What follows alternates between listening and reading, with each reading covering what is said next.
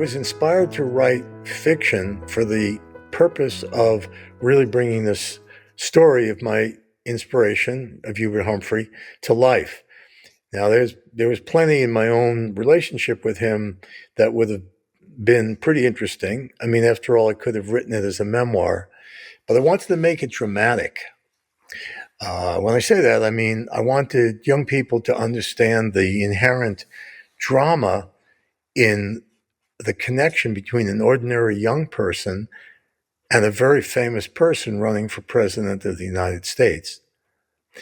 But to dramatize the intimacy between those two, I had to create episodes. I had to create scenes that were not actually occurring in real life, although some of them did, but I embellished them in order to enhance the dramatic impact. When I was writing some of those scenes, I was saying to myself, these could have happened and maybe did happen and I never saw them.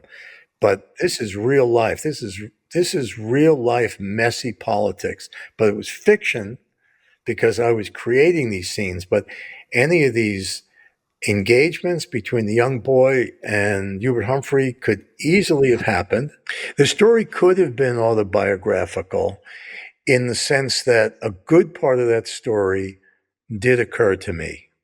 And if you'd like, without going on too long, I'll tell you which parts. You know, it's basically the first 80 pages or the first third of the book. And the trajectory of that is the Kennedy assassination. I'm looking for meaning in the world. I watch the TV adaptation of the book I recommended, The Making of the President, 1960. I've said it several times, a great place to start for someone who has interest in history. For a history buff, it's an unbelievable book, and it won the Pulitzer Prize. And when they made the movie, the TV documentary, I saw this man, Hubert Humphrey, senator from Minnesota, and I just loved him. I thought, this is the guy. This is a serious guy. This is a genuine guy. I love his authenticity. I never even heard of him before, but it's amazing. So I told my parents this, and they said, that's nice. And I said, okay, my parents don't get it yet, but they will. So I started raising money because I thought he could be a great vice president. Remember, when Kennedy was killed, Johnson was the vice president and became president. But there was no vice president. It was a vacancy.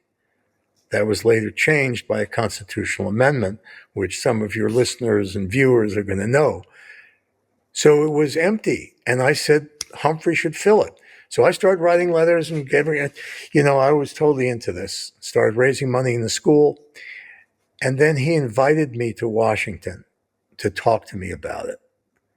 I still didn't think anything of it, but by then my parents said, okay, this is serious. This man is inviting our son to Washington to talk about this. But when I lost touch with him, I had to start creating more of the fiction part of it.